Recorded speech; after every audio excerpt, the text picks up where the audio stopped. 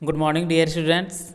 हम आपको सिविक्स में पढ़ा रहे थे कल केंद्रीय सरकार के बारे में। हम आपको लोकसभा तक बताए थे, उसकी अवधि बताए थे। अब नेक्स्ट है आपका लोकसभा सदस्य के लिए योग्यता कौन क्या क्या योग्यता होनी चाहिए। किसी भी व्यक्ति को लोकसभा का सदस्य बनने के लिए निम्नलिखित योग्यताओं का होना जरूरी है। पहला है वह भारत का नागरिक होना चाहिए। अगर आप लोकसभा सदस्य के लिए या लोकसभा में खड़ा होना चाह रहे हैं तो सबसे पहले आपका भारत का नागरिक होना बहुत ही ज़रूरी है और उसकी आयु 21 वर्ष से कम ना हो। मतलब लोकसभा में सदस्य बनने के लिए उसकी आयु क्या है, 21 साल से कम नहीं होनी चाहिए। जैसे यहाँ पे वोट देने के लिए इलेक्शन में मतलब आप जाते हैं अपना मत देने के लिए 18 साल है, ठीक उसी तरीके से लोकसभा सदस्य होने के लिए आपको 21 साल का होना जरूरी है। तीसरा पॉइंट है वह मानसिक रूप से रोगी, दिवालिया या न्यायालय द्वारा अपराधी घोषित नहीं होना चाहिए। मतलब ना ही उसको कोई मतलब मेंटल प्रेशर हो, मेंटल पेशेंट जो होते हैं कि मानसिक रूप से वो रोगी हैं, जिसे ना वो पागल हो, या दिवालिया मीन्स होता है कि बिल्कुल ही पैसे वैसे नहीं होना दिवालिया, या न्यायालय द्वारा या उसको अपराधी भी घोषित नहीं होना चाहिए कि आप पे कुछ अपराध लगा है कि आपने ये किया है, आपने वो किया है, तो वो सब नहीं होना चाहिए। या पुलिस में भी आपका जैसे होता है कुछ अपराध के लिए FIR दर्ज हो ना, तो वो नहीं होना चाहिए। चौथा पॉइंट है वह चुनाव लड़ने के समय किसी लाभ के पद पर आसीन नहीं होना चाहिए।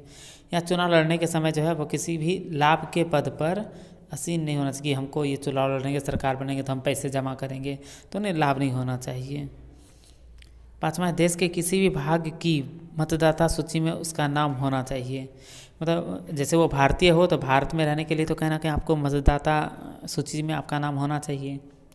जैसे आप लोग भी बड़े होइएगा, जब 18 साल के होइएगा तो आप लोगों को भी मतदान देने का अधिकार मिलेगा और मतदाता सूची में आप लोगों का नाम जोड़ा जाएगा। कोई भी व्यक्ति एक समय में एक से अधिक स्थानों से चुनाव में खड़ा हो सकता है, और इसके लिए कि चुनाव में खड़ा होने के लिए एक से अधिक जगह से खड़ा हो सकता है, लेकिन एक ही समय में लोकसभा तथा राज्यसभा का सदस्य नहीं हो सकता। वो 2 जगह से तो चुनाव लड़ सकता है, लेकिन सदस्य जो रहेगा वो लोकसभा या राज्यसभा का रहेगा। लेकिन एक ही समय लोकसभा नहीं हो सकता तथा ना ही वह एक समय में लोकसभा तथा राज्यसभा विधानसभा का सदस्य हो सकता है, और ना ही वो लोकसभा तथा राज्य विधानसभा का सदस्य हो सकता है। जैसे लोकसभा राज्यसभा का सदस्य नहीं हो सकता है, तो लोकसभा तथा राज्य विधानसभा का भी सदस्य नहीं हो सकता है। लोकसभा के गठन के पश्चात बहुमत प्राप्त दल के नेता को राष्ट्रपति सरकार बनाने के लिए निमंत्रण देता है। अन्य शेष दल विपक्ष में होते हैं। जैसे लोकसभा के गठन के पश्चात क्या होता है कि बहुमत प्राप्त करने के लिए जैसे देश का राष्ट्रपति कौन बनेगा, तो राष्ट्रपति बनाने के लिए क्या होता है, राष्ट्रपति चुनने के लिए प्रत्यक्ष रूप से नहीं होता है और प्रत्यक्ष रूप से चुना जाता है राष्ट्रपति। तो अब जो जिनका बहुमत होता है, जैसे भारत देश में अभी बहुमत है किनका, तो अगर भाजपा का, तो ये राष्ट्रपति भी किनका है, भाजपा का है। अगर बहुमत होता है कांग्रेस का, तो कांग्रेस के तरफ से राष्ट्रपति चुना जाता है। लोकसभा का अध्यक्ष, स्पीकर, लोकसभा के सदस्य मिलकर एक अध्यक्ष क्या है, स्पीकर चुनते हैं तथा एक उपाध्यक्ष का चुनाव करते हैं।